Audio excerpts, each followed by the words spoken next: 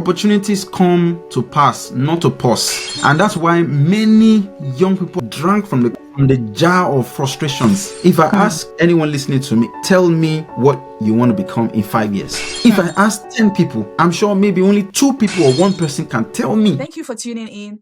And this is part 2 of this full episode. So if you haven't seen part 1, make sure you watch part 1 so that you can get the full gist.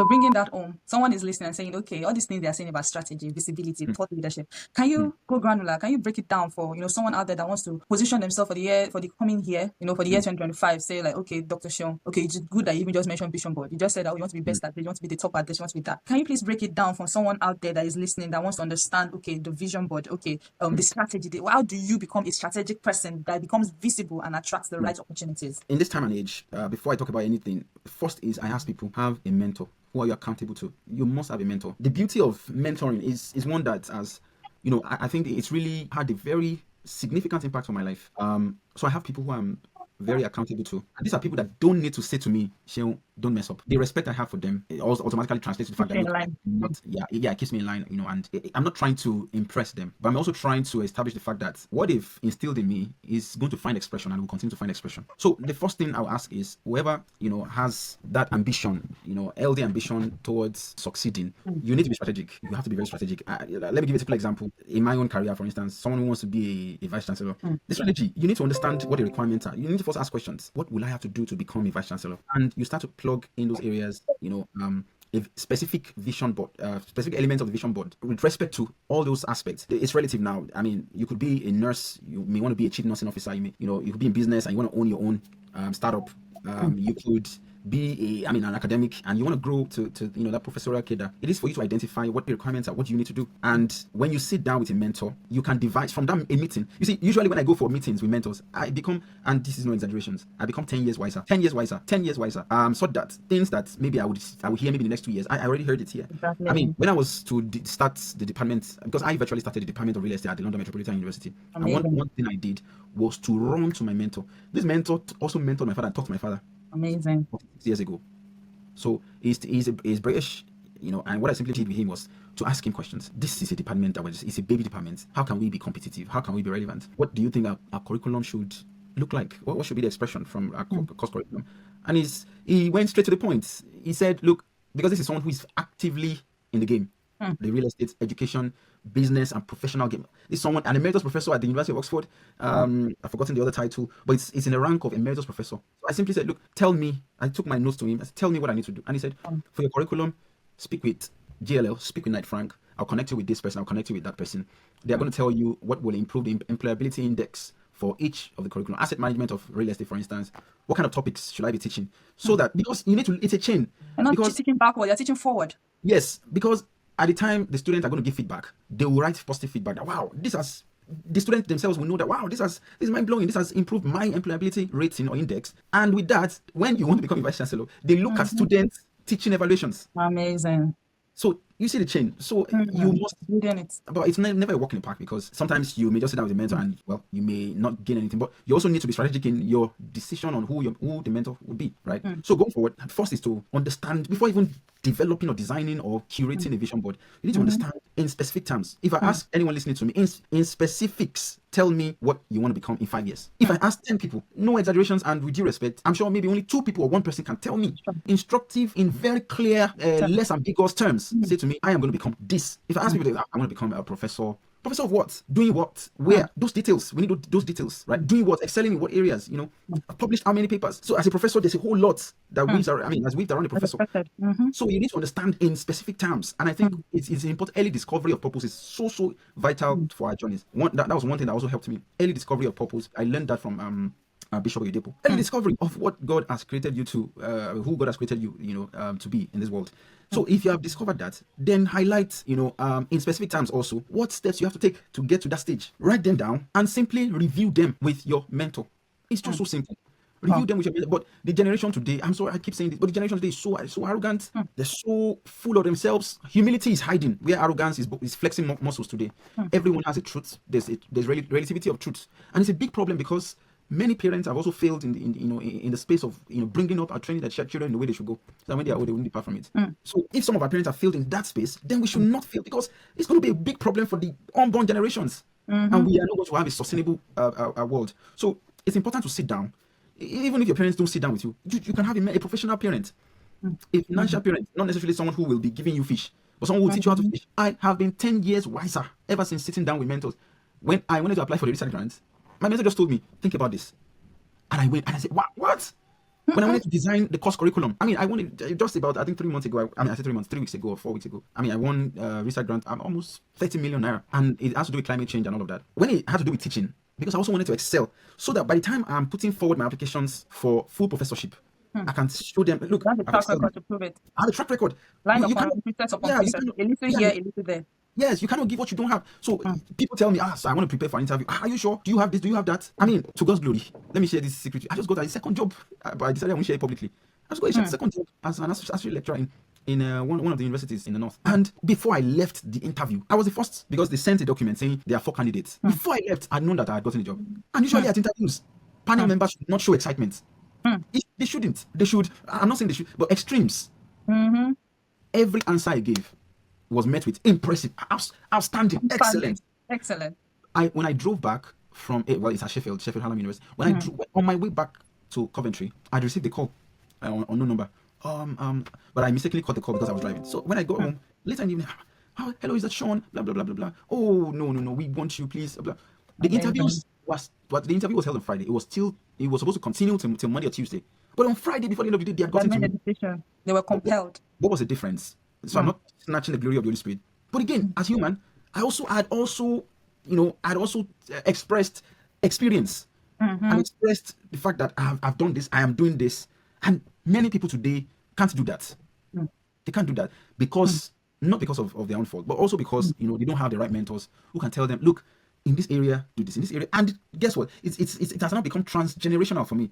Today, if I mentor you, and there's no exaggerations, I am very specific. I just tell, go and do this. All I need to do is to listen to the context, your context-aware situation, academic situation. I just need to listen to you, and I tell you, based on your background, based on your experience, based on what you have said to me, please do this. Don't do any other thing. Do this, and I share resources with you, and I share actionable insights with you on how to activate various things at various levels. In due season, it becomes obvious, and success is relative, but it's progressive. It's very progressive. So I have a mentor. I mean, I don't like to speak too much English, but I just say, look, you need to know what you want to do. If you don't know what you have to do or who you become, that's a big problem. It's worse than death. It's worse than death. I don't want to be going into all those proverbs. I don't need to do that. But if you don't understand the purpose for which you have been created, then it's another big problem. But Amazing. You can also actualize or activate the understanding and full comprehension of who you are, who you have been created to be with same mentors. I mean, genuine mentors.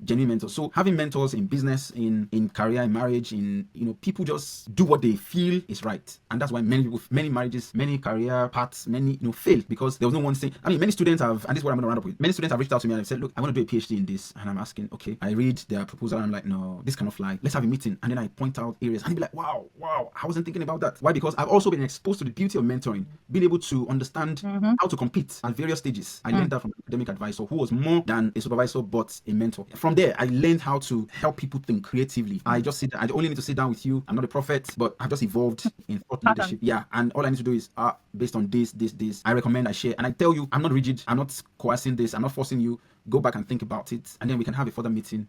And then for me, is to guide you so you don't derail through the path. I've always told them, rigidity at this phase of your life will cost you so much. It will cost you so much.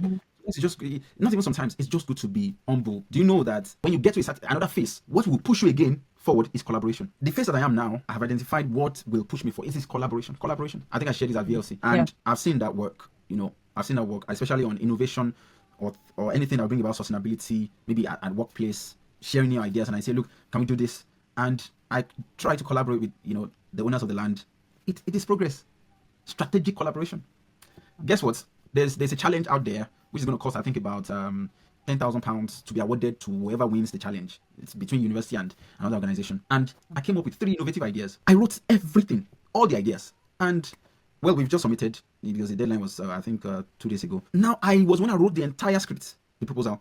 I now went to look for academics who will fit in. And guess what? When the committee were going to review the budget, do you know what they said to me? One of the professors said, Sean, they don't know how to pronounce my name, or what I should say, Sean, let your colleague, let her be the lead, and you have to drop down. I'm like, what? I didn't express that. I was just stunned. But I quickly remembered again, collaboration. Collaboration. Collaboration is humility too. Humility in purpose. Humility. You Knowing understand when that, look, it doesn't matter. It doesn't matter. What will help, anything that will help you, anything legit, anything legal, anything beneficial that will help you to progress. to Please conquer. get your hands. Yes. Stooping to conquer, exactly. Yeah. So that's what I have to say to it will then find more expression when I'm able to sit down with someone and just examine, their background, their purview, their vision. And yeah, I can tell you, this is the first step. This is the first step, because again, today, what is successful is usually tailor-made. It's usually tailor-fit, tailor-made ideas. AI is fantastic, but are we also designing AI that is tailor-made for different contexts? The Nigerian market is different from the UK market. There are emotional intelligence wired contexts within Nigerians are terribly emotional people in terms of property, in terms of, are you also putting that into AI integration? And not, that's how you can enjoy the efficacy. So tailor-made action points are very important for mentees going forward. So your mentor just needs to listen to you, hear you, and then profile the way forward for you. Amazing. Wow, that was such a rich response. Very deep and you really went granular. And just looking at everything that you said, the importance of mentorship cannot be overemphasized, and the importance of specificity, knowing where exactly you want to go, can also not be overemphasized. If you can get those two correctly, I mean, you have a perfect foundation to build on. But one of the things that you actually said that struck me was finding purpose early. Yes. Finding purpose early, and from everything that you said, it's obvious that you followed in daddy's footstep. And of course, your PhD journey, it looks like it sprang from your experience, doing a master's and all of everything, that surrounds all of that. But how did you decide that it was academia that you wanted to go into? What was the pivoting point? What was the eureka moment for you to say, oh, this is where I'm going to go? Because it has to really be that, you knew that is like the path that you must follow for you to have gone through all of what you went through during PhD. Because I mean, you could have said, oh, I will get an honorary PhD or honorary doctorate sometime. But you decided to work hard for that. So there must be something, and I think it's anchored on your purpose. So can you give us, background or insight into the discovery of that purpose? You also mentioned Bishop Oyedepo being instrumental to that, but we can see some touch points as to, okay, the story, mapping the story. But can you give us that insight of how you discovered purpose on time? Yeah, amazing. So it was just a very simple one. I understood my strengths, I understood my weaknesses. I knew, what I could do, and if I had all those, I would say reflective moments. Sometimes when I reflect on an action or a skill or a talent expressed those days, then I say to myself, if I improve on this, I'm confident I will do better and even go global. So what I simply did was to also share. I started to share with ideas like this with some of the mentors back then, although they didn't have so much time for me. So I haven't established those strengths. That no. So one of the strengths, being granular about it, is that public speaking. I just started finding myself standing in front of people, and when I say a lot, I mean people. I mean a whole lot of people speaking without having to look at notes or or babble or anything. So I discovered, Then I would say my family upbringing is one that puts the family at the center of it. Well, Jesus is the center of it all, but the family at the center of the community. I started to. I had friends back then that we always had conversations, interactions. I mean, mind blowing interactions. I'm talking about sometimes 9 p.m., 10 p.m., sometimes 12 a.m., sometimes 1 a.m. We're sitting not in the house. We're sitting in the car. Four of us. Myself, Taiwo, Kyle, and John Sige. Yeah, the four of us. We'll sit down in the car. And what we simply do is just play music, Michael W. Smith. I remember those days, all those Agnos Day when they came out. So the interactions not only centered around worship, but also, we were already seeing the younger generation coming behind us, a few steps behind. What's going on, and we were able to pull out, certain things that reflected, disorder, shortcomings in parenting. The fact that it appears parents were no longer having time for their children, or those that even were there physically, were not also instilling values, societal values. I determined within my mind, within myself, that no, I am going to get jobs, because one of the things granular points that we picked out was that some parents were not physically present, and it was so obvious, except we wanted to lie to ourselves. Physical presence is so important. So I determined back then that I was going to look for a job that will give me the opportunity to have time for family. So I started to ask questions. Lecturing, how is it like? Do people have to? Oh, I have 30 minutes. Do people have to go to work every week? And I started saying, you actually don't have to go to work every week. On the days you don't go to work, you're at home. You're still working, perhaps maybe virtually, but at least And then beyond that, I saw it as an opportunity, having had deep reflections. Then that I have discovered these issues, particularly for the youths, the younger ones. What platform will help me become an influence? On them, and that was how. Yes, so that was a eureka moment for me. So ever since back then, I was awarded best lecturer best lecturer 2017. And when I started to question why I was awarded, then I told them, wow, so you're more than a lecturer to us. They call me father. These are people that I'm probably just older than with maybe just 5 years or 6 years. They were calling me daddy. They were calling me father. Why? Because even when I'd committed to the technical and mandatory or core competencies of the lecture, I still inject values. I speak to them about value system. There's always the chain that connects the dots. There's always that link. So because beyond physical presence, there was also the absence of value transfer. So value transfer was also lacking. So I decided to take that up. That no, lecturing is just it for me. And over the years, sometimes you want to try something. You say you want to test it. I've tested it, and over the years, it's been richly rewarding. Richly rewarding, not in the sense that maybe I'm being paid or I'm going for conferences or this. I've actually become more fulfilled seeing my graduates, my mentees, going out not just academically, but also in terms of shaping, their value system. Yeah, and because when people with values are more, the more the merrier. But when you have more bad people over good, it's a problem not just for us, but for also our children's children. So I early connected the dots. I had seen it's a chain. If you do this is a platform. Yes. So beyond the injection of industry DNA, I'll repeat myself, beyond the injection of industry DNA into our academic course curriculum or curricula, as they call it, I also inject value systems. I was teaching my students about ethical responsibility. So there's a technical aspect of it that has to do with real estate. But they started to have shifts around now bringing in real value systems. And I spoke to them. I said, look, there's certain things that we see as good. Not all things are. I've forgotten how the Bible exactly puts it. All things are good, but not all things are. Not all things are expedient. Yes, not all things are expedient. And I tell them, look, Instagram. I also make sure they know that I have a social media presence, and it's positive digital footprint, because that's where everybody is now. So I ensure that I tell them, look, no, don't go out there and do this. This is not good. And I tell them, if you do this, these are the things. And the problem today has been that no one is talking again. Values looks like they are hiding. Positivity looks like it's been chained. Yeah, exactly. You see on Instagram now, something obviously bad. Nudity, oddity. And you see people, yeah, amazing. And if you are the only voice in that place saying, you look like the bad person, then you see like maybe 100 comments saying, Mugu, you're a fool, you're this, you're that. And I see that it's a big problem for Christians that have value systems. We have always been a light in light, and we have refused to be a light in darkness. How do you become a light in darkness?